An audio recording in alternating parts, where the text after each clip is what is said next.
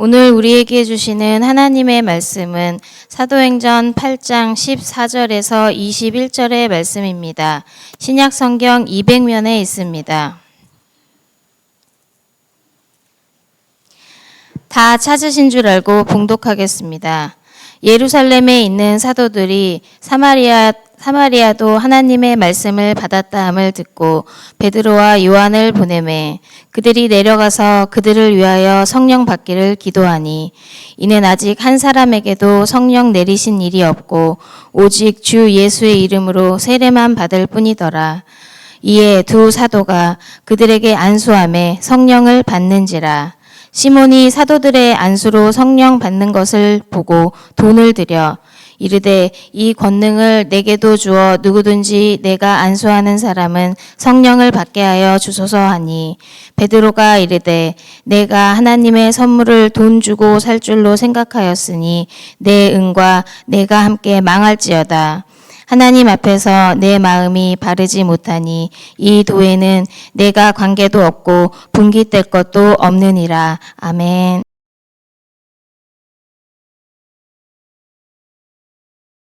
여러분, 물리학 시간에 배웠던 뉴턴의 3법칙이라고 하는 것을 기억하십니까? 작용과 반작용의 법칙입니다. 가령 우리가 어떤 벽을 밀게 되어지면 벽도 똑같은 힘을 가지고 우리를 밉니다. 땅을 세게 밟아야만 몸이 앞으로 나갈 수 있는 것도 바로 그 땅이 우리를 똑같이 밀어주기 때문입니다. 놀랍게도 세상은 이렇게 만들어져 있습니다. 무언가를 앞으로 나가게 하려면 반드시 그만큼의 받침과 저항이 함께 있어야 한다라고 하는 것이죠. 그런데 이 법칙은 눈에 보이는 세계만 있는 이야기는 아닙니다. 영적 세계에도 동일하게 적용되고 있습니다. 성령께서 강하게 역사하시게 되어지면 그 역사를 막으려는 보이지 않는 반작용이 동시에 나타나는 겁니다. 하나님의 나라가 확장되면 확장될수록 사탄은 가만히 있지 않습니다. 하나님의 교회가 부흥하면 부흥할수록 사탄 가만히 있지 않습니다. 빛이 밝아질수록 어둠은 더 짙어지려 합니다. 교회가 잠잠하면 사탄의 공격도 잠잠합니다. 그러나 교회가 살아 움직이면 사탄의 공격은 극성을 부립니다. 쉽게 얘기하면 여러분이 하나님의 은혜 속에 산다라고 가정을 하면 사탄의 반작용은 반드시 있습니다. 근데 여러분이 전혀 미동도 하지 않으면 사탄도 역시 여러분에게 타치하지 않습니다. 오늘 우리가 함께 읽은 사도행전 8장 14절에서 21절은 바로 그 장면을 보여주고 있습니다. 이 복음이 유대의 담을 넘어서 금시시되던 사마리아 땅으로 넘어갈 때 사탄은 그 어느 때보다도 강력한 반작용을 준비하고 있었습니다. 오늘 본독한 사도행전 8장은요, 하나님의 나라가 사마리아로 확장되지는 역사적 전환점입니다. 박해가 왔어요. 이 박해를 피하기 위해서 흩어진 성도들이 복음을 들고 각 처소로 나갔고, 이때 초대교회 7 집사 중 한 명이었던 빌립 집사가 사마리아에서 그리스도를 전하기를 시작을 한 겁니다. 자, 그의 설교에 많은 놀라운 역사가 일어났고 많은 사람이 병고침을 받았고 그리고 세례를 받았습니다. 하나님의 나라가 힘있게 한 발자국 두 발자국 전진하고 있었던 것이죠. 그런데 우리는 여기서요, 사마리아라고 하는 땅이 가진 특수성을 기억할 필요가 있습니다. 사마리아는 우리가 잘 아는 대로 유대인들에 의해서 버려진 땅이었고 수백 년간 그랬지요. 종교적 혈통적으로 갈등이 일어나서 서로 상종조차 하지 않던 아주 저주받은 땅이었습니다. 사탄은요, 이 깊은 골을 이용해서 하나님의 나라가 복음이 더 이상 전파되지 못하도록 견고한 요새를 치고 있었기 때문에 사마리아가 복음화되어진다라고 하는 것은 단순히 한 도시가 변화되는 것이 아니라 사탄이 지배하고 있던 오래된 증오의 장벽이 깨지는 것을 의미했습니다. 그런데 이 증오로 가득 찬 사마리아 땅이 빌립 집사에 의해서 복음이 왕성하게 전해지고 있던 그 순간에 그 확장에 저항하는 반작용이 고개를 들게 된 것입니다. 외부에서는요, 반작용이 박해라고 하는 것으로 나타났어요. 무자비한 박해, 예수님을 믿으면 때리고 감옥에 가두고 심지어는 죽이는 강한 반작용이 나타났고요. 내부에서는 마술사 시몬이라는 사람이 등장을 해서 교회를 혼란시켰습니다. 오늘 우리는 이 본문을 통해서 하나님의 나라가 확장되어질 때 사탄의 반작용이 어떻게 작동되어지는지, 그리고 그 반작용이 일어났다고 하면 우리가 어떻게 돌파해야 되는지를 살펴보려고 하는데요. 하나님의 음성을 듣는 축복의 시간이 되기를 원합니다. 아멘. 자, 하나님의 나라에 대한 반작용이 반드시 있다고 그랬습니다. 하나님의 나라에 대한 반작용은 첫 번째, 말씀이 아닌 표적을 따라다닐 때 나타난다라고 하는 사실을 기억했으면 좋겠습니다. 아멘. 자, 오늘 읽은 사도행 8장은 큰 박해 가운데 시작이 되었습니다. 그 박해로 인해서 예루살렘 교회 멤버들이 살아남기 위해서 사방으로 흩어졌고, 빌립 집사는 사마리아에 내려가서 그리스도의 복음을 전하게 된 것이죠. 자, 빌립이 설교를 하자, 말씀을 전하자 귀신이 떠나갔습니다. 병든 자가 나았고 그 기쁨에 그 성이 기쁨으로 가득 찼다라고 했습니다. 자, 여기까지 보게 되어지면 하나님의 나라가 빌립 집사가 복음을 전함으로 인해서 한 단계 한 단계 나아갔다라고 하는 표시가 되어집니다. 그런데요, 그렇게 한참 하나님의 나라가 확장되어질 때에 한복판에 한 사람이 서 있었는데 마술사 시몬이었습니다. 성경에서 보니까 이 마술사 시몬을 어떻게 소개를 하고 있냐면 자칭 큰 자라고 소개하고 있습니다. 스스로 나는 큰 자다라고 소개를 했단 말이죠. 사람들을 깜짝깜짝 놀라게 했고요, 사람들의 시선을 붙잡았던 인물입니다. 왜냐하면 마술사였으니까요. 자, 그렇게 사람들을 현혹하던 그가 예수님을 믿게 된 거예요. 믿고 세례를 받은 후에 전심으로 빌립을 따라다녔다라고 성경은 기록을 하고 있습니다. 아멘. 그러니까 언뜻 보기에 누구보다도 뜨거운 회심자처럼 보입니다. 마술사 시몬이 변화되어졌구나, 새로운 사람이 되었구나. 왜냐하면 꾸준히 전적으로 이 빌립 지사를 줄줄줄 따라다녔으니까 말이죠. 근데 문제는 그가 전심으로 꾸준히 따라다녔는데 방향의 문제였습니다. 그럼 복음의 본질이 아니라 나타나는 표적과 그리고 능력 자체에 저의 마음을 빼앗기고 있었습니다. 쉽게 설명하면 그가 열심을 품었다, 전심을 품었다라고 한 것이 하나님을 향한 것이 아니라 현상과 능력에 매료되었었다라고 하는 말이 되어집니다. 여러분, 열심히 한다라고 하는 것 굉장히 중요한 문제입니다. 아멘. 나는 우리 서강의 지체들이 좀 더 열심히 했으면 좋겠어요. 아멘. 아멘. 아멘도 좀 열심히 하면 얼마나 좋을까요? 아멘. 좀 더 열심히 했으면 좋겠어요. 아멘. 한 옥타브 올려서 아멘. 아멘. 두 개를 지난주에 했는데 그 은혜가 그래도 한 주는 가야죠. 할렐루야. 아멘. 이게 뭐든지 열심히 하면 좋아요. 교사가 열심히 한다, 너무 이쁘지 않아요? 아멘. 집사님들이 열심히 한다, 이쁘지 않아요? 아멘. 전도가 열심히 하고, 봉사도 아멘. 열심히 하고, 아멘. 헌신도 아멘. 열심히 하고, 아멘. 모든 것을 아멘. 열심히 하는 사람 굉장히 아름답습니다. 아멘. 네.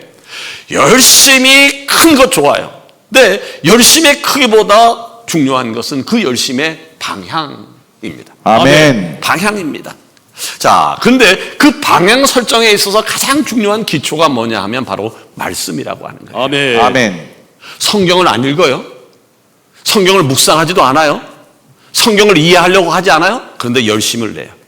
그러니까 성경적인 지식이 없는데 교사로 열심히 하고, 목자로서 열심히 하고, 기관장으로 열심히 하고, 집사로서 열심히 어떤 문제가 발생할까요? 기초가 없게 되어지면 무너질 수밖에 없습니다.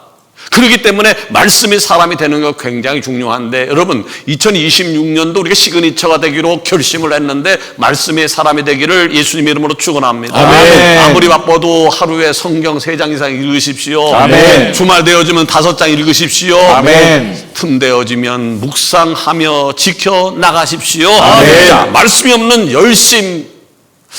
없는 열심은 어떻게 될까요? 언제나 변질의 위험성을 갖고 있는 겁니다. 그런데 이 마술사 시몬의 시선을 보세요. 그는 여전히 한 곳을 향하고 있었습니다. 그에게 있어서 말씀이 아니라 표적이었습니다. 복음이 아니라 능력이었습니다. 아멘. 하나님이 아니라 나타나는 현상이었습니다. 그는 성령의 역사를 하나님이 내려주신 은혜, 선물로 본 것이 아니라 새로운 기술로 보았던 것이지요. 그래서 그는 생각한 거죠. 저 기술을 배우면 되겠구나. 저 기술을 배우게 되어지면 내가 마술로도 사람의 눈을 현혹했는데 한 단계 업그레이드된 실력을 보일 수 있겠구나 라고 생각한 겁니다. 여러분 기억하셔야 될 것은 성령의 역사는요, 기술이 아닙니다. 아멘. 성령의 역사는 기술이 아닙니다. 성령은 인간이 습득하는 능력이 아닌 것입니다. 바로 여기서 반작용이 시작되어집니다. 하나님의 나라가 확장될 때 사탄은요, 말씀을 정면으로 부정하기보다는 아니야 라고 하지 않아요. 이게 사탄의 장난이죠. 절대 아니야 라고 하는 것이 아니라 그 말씀을 정면으로 부정하기보다는 사람들의 관심을 본질에서 현상으로 옮겨버리게 하는 것입니다. 말씀을 깊이 붙들지 못하게 만들고요, 표정만 따라다니게 하는 것이죠. 여기서 우리가 잠깐 생각해 봐야 될 것이 있는데, 만약에 성령의 역사를 하나의 기술로 보는 사람이 교회의 지도자가 되었다면 그 교회가 어떻게 될 것 같습니까? 성령의 역사를 기술로 보는 사람이 교회 목회자가 되어지고 목장에서 목자가 되어지고 부서의 부서장이 되어진다라고 하면 그 기관과 그 부서와 그 교회의 미래가 어떻게 될 것 같습니까? 직분은 있었을지 모릅니다. 형식은 갖췄을지도 모릅니다. 그러나 그 공동체는 아마도 서서히 무너질 겁니다. 방향을 잃어버렸으니까요. 오늘 한국교회가 어렵다는 얘기를 우리 수없이 많이 듣고 있어 참 마음이 아픕니다. 여러 가지 이유가 있겠습니다만은, 그러나 우리가 정직하게 돌아봐야 할 한 가지는 직분자 남발 때문이라고 생각을 하고 있습니다. 직분이라고 하는 것은요, 교사든 목자든 집사든 권찰이든 권사든 직분이라고 하는 것은 하나님이 내게 주신 고귀한 것입니다. 아멘. 이 고귀한 직분을 간과한 사람들로 인해서 내가 교회 집사요, 내가 권사요, 내가 목회자요라고 하는 것을 세상적인 감투로 변질되어 버려서 내가 왜 집사가 되었는지, 내가 왜 권사가 되었는지 이 본질을 파묻어 버렸습니다. 여러분, 직분이라고 하는 것은 자격이 아니라 책임임을 기억하시기를 바랍니다. 아멘. 직함이 아니라 십자가입니다. 아멘. 명예가 아니라 섬김입니다. 아멘. 그러므로 중심이 준비된 상태에서의 직분이 되어야지, 그렇지 않은 채, 중심이 잡히지 않은 채 자리만 주어진다면 그것은 공동체를 세우는 것이 아니라 흔들어 버리는 것이 될 수 있습니다. 우리는 분명하게 붙들어야 될 것입니다. 표적이 아니라 말씀입니다. 아멘. 현상이 아니라 복음입니다. 아멘. 능력이 아니라 십자가입니다. 아멘. 진정한 표적은 말씀에서 나온다는 사실을 기억하고 말씀의 사람이 되어서 흔들지 않는 공동체를 만들어 가주시기를 축원합니다. 아멘. 두 번째, 하나님 나라에 대한 반작용은요, 돈을 우상화하는 데서 나타나는 것임을 기억했으면 좋겠습니다. 자, 사도 베드로와 요한이 사마리아라고 하는 지역에 내려왔습니다. 이유는 사마리아 성도들이 세례는 받았어요. 세례교인이 되었는데 저들이 성령을 받은 적이 없었습니다. 그래서 저들에게 성령을 주기 위해서 베드로와 요한이 내려온. 그리고 베드로 요한이 저들에게 안수하자 성령의 역사가 임하기 시작했습니다. 여러분 기억하셔야 될 것은 성령의 역사는 보이는 역사다라고 아멘. 합니다. 한번 따라합니다. 아멘. 성령의 역사는 성령의 역사는 보이는 역사입니다. 보이는 역사입니다. 예, 무슨 말인 줄 아십니까? 성령의 역사는 보이는 역사라. 성령이 임하게 되어지면 달랍니다. 왜? 성령의 역사는 보이는 역사니까. 그러니까 저 사람이 성령 받았다 안 받았다라고 하는 것은 사람이 알 수 있어요.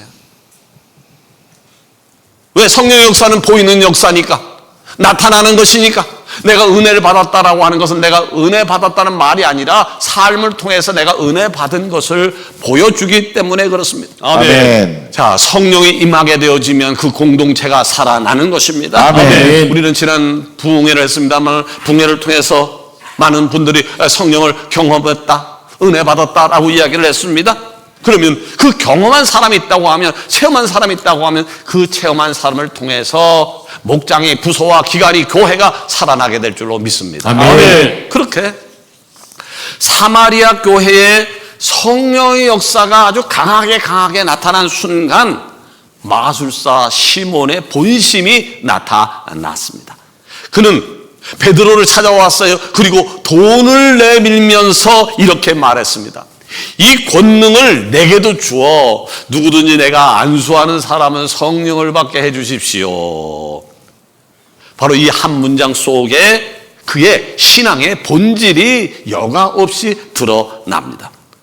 그의 눈에 성령의 역사라고 하는 것은 하나님의 은혜가 아니라 새로운 고급 기술로 보였던 것이죠. 그리고 그 능력이라고 하는 것은 돈으로 살 수 있는 것이라고 생각했습니다. 돈이 많게 되어지면 얼마든지 살 수 있는 것이라고 생각했습니다. 이것이 두 번째 반작용입니다. 하나님의 선물을 시장 논리로 끌어내리는 것, 은혜를 거래 대상으로 만드는 것, 성령을 하나님으로 보지 않고 자산으로 계산하려고 하는 태도. 여러분, 돈 나쁜 거 아닙니다. 돈 절대 나쁜 거 아닙니다. 문제는 돈을 도구로 사용하는가 아니면 목적으로 섬기는가입니다. 디모데전서 6장 10절은 말씀하고 있습니다. 돈을 사랑함이 일만하게 뿌리가 되나니. 아멘. 돈 자체가 문제되는 것이 아니라 돈을 사랑하는 마음이 문제라고 하는 말이죠. 마술사 시몬의 문제는 단순한 탐욕이 아닙니다. 그는 돈으로 하나님의 능력을 통제하려고 했습니다. 하나님 위에 자신을 두려 했습니다. 바로 이것이 우상 숭배라고 하는 것입니다. 하나님의 나라가 확장되어질 때 사탄은 종종 핍박으로 공격합니다. 그런데 더 교묘한 방법은 교회 안에 돈의 논리를 들여오는 것입니다. 돈이면 다 돼. 돈이면 해결할 수 있어. 돈이 있어야 교회에서 영향력을 행사할 수 있어. 바로 이 사고가 공동체를 잠식하기 시작하게 되어지면 그 교회의 영적 생명은 사라지게 되어질 것입니다. 다시 말씀드리지만 여러분, 돈은 필요한 것입니다. 그러나 돈이 전능한 것은 아닙니다. 아멘. 돈은 유용한 것입니다만은 돈이 구원하지는 못합니다. 아멘. 돈은 편리를 주지만 영혼을 변화시키지는 못하는 것입니다. 아멘. 성령은요, 돈 주고 사고 파는 문제가 아닙니다. 하나님의 은혜는 거래 품목이 아니란 말입니다. 그런데 마술사 시몬은 돈 가지고 하나님의 역사를, 성령의 역사를 사려고 했던 것입니다. 이 소리를 듣던 베드로가 단호하게 이야기를 합니다. 내 은과 내가 함께 망할지어다. 베드로는 왜 마술사 시몬에게 너 갖고 있는 돈과 함께 망했으면 좋겠어 라고 하는 표현을 했을까요? 하나님의 나라를 무너뜨리는 가장 빠른 길은 뭐냐면 하나님이신 은혜를 상품화하는 것이기 때문 그렇습니다. 우리가 너무 잘 알고 있는 이솝 우화에 이런 이야기가 나옵니다. 어떤 가난한 농부가 있었는데 시장에 나가서 거위 한 마리를 보게 됐는데 거위가 얼마나 이쁜지 그래서 거위 한 마리를 사가지고 집으로 데려왔습니다. 다음날 눈을 뜬 이 농부가 기절초풍할 일이 벌어졌습니다. 이 거위가 알을 낳긴 낳는데 그냥 알이 아니라 황금 알을 낳은 겁니다. 아무리 봐도 황금 알이었습니다. 그 다음 날도 눈을 떠 보니까 또 황금 알을 낳고 그 다음 날도 또 황금 알을 낳고 얼마 못 가서 이 농부는 부자가 되었습니다. 부자가 되었으면 그것으로 만족하면 좋았을 텐데 더 큰 욕심이 생기기 시작했습니다. 하루에 2개를 낳게 되어지면 더 큰 부자가 될 텐데 거기까지 생각을 머물러 써두면 차라리 냈을 텐데 더 깊은 생각이 들어서 하루에 1개씩 거위가 낳는다라고 하면 저 거위 배를 가르게 되어지면 황금알이 가득 차지 않겠나는 생각이 들어서 거위를 잡아서 배를 갈랐습니다. 배를 갈랐더니 먹다 남은 식량만 거둬 있었고 이 거위는 결국 죽고 말았습니다. 황금 만능주의와 욕심이 얼마나 허망하고 무서운 결과를 초래하는지에 대한 이야기입니다. 이 거위의 배를 가른 농부처럼 마술사 시몬은 성령의 역사를 소유하여서 이익을 보려고 했던 것이죠. 그러나 하나님의 은혜라고 하는 것은 소유하는 것이 아니라 참여하는 것입니다. 아멘. 그런데 오늘 교회 안에서도요 여전히 돈이 최고의 목적이자 최상의 가치라고 생각하고 돈이면 다 된다고 생각하는 사람들이 일부 생겨나가기를 시작을 했습니다. 그러나 아셔야 될 것은 여러분이 그렇게 애지중지하는 돈도요 죽게 되면 그만입니다. 단 1원도 천국 갈 때 가지고 갈 수 없습니다. 그러므로 우리는 분명히 선택해야 합니다.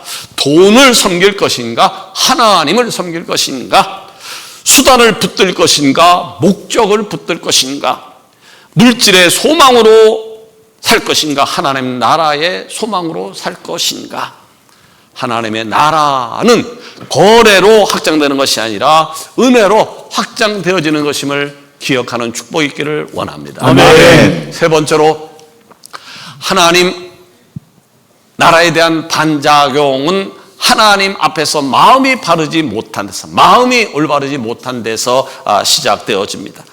자, 이 마술사 시몬의 행동은 충동 때문에 일어난 것이 아니었습니다. 그의 내면에서 오래 자리 잡고 있던 것이 중심이 드러나고 만 겁니다. 이에 베드로가 이야기를 하는 겁니다. 하나님 앞에서 내 마음이 바르지 못하다. 하나님 앞에서 내 마음이 바르지 못하니 이 도에는 내가 관계도 없고 분깃대고도 없느니라. 아멘. 시몬은요 교회에서 세례를 받았어요. 직분도 받았을지는 몰라요. 공동체로 들어왔다는 얘기예요. 겉모습만 보면 누가 봐도 그리스도인이에요. 공동체의 직원이었어요. 그러나 그의 중심에는 여전히 하나님이 아니라 자신이었습니다. 하나님의 영광은 상관이 없어요. 어떻게 하면 나의 영향력, 하나님의 나라가 아니라 자기의 확장, 하나님을 겉으로는 섬기는 것처럼 보였지만 실제로는 하나님을 이용하려고 했다는 것이죠. 이것이 사탄의 가장 교모한 반작용입니다. 겉으로는 그래요. 신화의 형태를 띄웁니다. 기도도 합니다. 헌금도 합니다. 찬송도 합니다. 그러나 중심이 하나님이 아니면요 그 모든 것은 결국 무너지게 되어 있습니다. 성경은 이것을 가리켜서 마음이 바르지 못하다라고 가리키고 있습니다. 여러분, 하나님은요, 우리가 믿는 하나님은 외형보다 중심을 보시는 분입니다. 아멘. 하나님은 활동보다 동기를 보시는 분입니다. 아멘. 하나님은 결과보다 마음을 보시는 분이십니다. 아멘. 그래서 시편 112편 4절은 말씀합니다. 정직한 자들에게는 흑암 중에 빛이 일어나나니. 아멘. 어둠 속에서도 빛나는 사람이 있어요. 어둠 속에서 빛나는 사람, 그 사람은요 능력이 많은 사람이 아닙니다. 마음이 바른 사람, 아멘. 또 정직한 사람입니다. 아멘.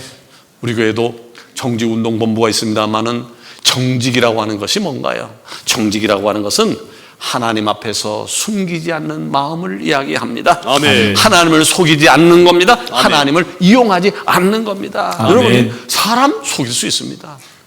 목사 얼마든지 속일 수 있습니다. 교회 속일 수 있습니다. 그러나 하나님을 속일 수는 없습니다. 아멘. 하나님 앞에서 마음이 바른 사람이 있어요. 그 사람은요, 사람 앞에서도 바릅니다. 아멘. 하나님 앞에서 정직한 사람이 있어요. 이 사람은요, 어떤 상황에도 흔들리지 않습니다. 아멘. 시몬은 기술을 원했어요. 능력을 원했지만 자기를 내놓지는 않았습니다. 그래서 베드로는 그에게 회개하라라고 촉구하면서 내 은과 내가 함께 망할지어다라는 무서운 선포를 한 겁니다. 하나님의 나라는요, 카운트, 계산하는 마음으로 확장되어지지 않습니다. 정직한 마음을 통해 확장되어짐을 기억하시기를 바랍니다. 아멘. 이제 말씀을 마무리하려고 합니다. 하나님 나라가 확장되어질 때 반드시 나타나는 현상이 있다고 그랬습니다. 바로 반작용입니다. 사탄은 우리를 표적만 따라가게 만들고 돈으로 모든 것을 해결하게 만들며 하나님 앞에서 마음이 바르지 못하도록 끊임없이 유혹을 합니다. 그렇기 때문에 우리는 신앙생활하면서 분명하게 붙들어야 될 것이 있습니다. 그 첫 번째, 표적이 아니라 말씀이라고 하는 것이에요. 아멘. 두 번째, 돈이 아니라 하나님의 목적이어야 된다는 거예요. 세 번째, 아멘. 하나님 앞에 정직해야 된다는 거예요. 아멘. 이 세 가지를 붙들게 되어지면요, 사탄의 반작용을 얼마든지 무너뜨릴 수 있는 것입니다. 아멘. 혹시 오늘 예배드리는 여러분 가운데 삶의 자리에 유독 강한 저항감이 느껴지십니까? 공들여 쌓아왔던 믿음의 걸음 앞에 생각지도 못했던 방해와 고난이 찾아왔습니까? 낙심하지 마십시오. 낙심하지 마십시오. 자, 사탄의 반작용이 있다는 것은요, 지금 내가 올바른 방향으로 전진하고 있다고 하는 증거가 되어지는 것입니다. 아멘. 그런데 우리가 멈춰서 있어요. 멈춰서 있다면 사탄의 저항도 멈출 겁니다. 그건 결코 좋은 것이 아니더라고요. 아, 나 너무 편해. 아무 일도 일어나지 않아. 좋은 게 아닙니다. 사탄의 반작용이 없다는 얘기는 내가 무력하다는 거예요. 사탄이 너무 만만하게 본다라고 하는 증거입니다. 그러므로 지금 우리 겪는 고난은 내가 잘못 살고 있다는 신호가 아니라 하나님 나라를 위해서 제대로 살고 있다는 영광스러운 훈장임을 기억하시기를 바랍니다. 아멘. 사탄의 반작용은요, 내가 올바로 살 때, 그리스도 주기로 살 때 언제나 작용하는 것입니다. 아멘. 그러나 말씀과 정직으로 무장한 공동체는 결코 무너지지 않습니다. 아멘. 아멘. 하나님 나라의 확장의 기쁨에 동참하고 모든 영적 반작용을 믿음으로 돌파해 나가는 승리의 서강의 지체가 다 되어지기를 예수님 이름으로 축원합니다. 아멘. 기도하십시다.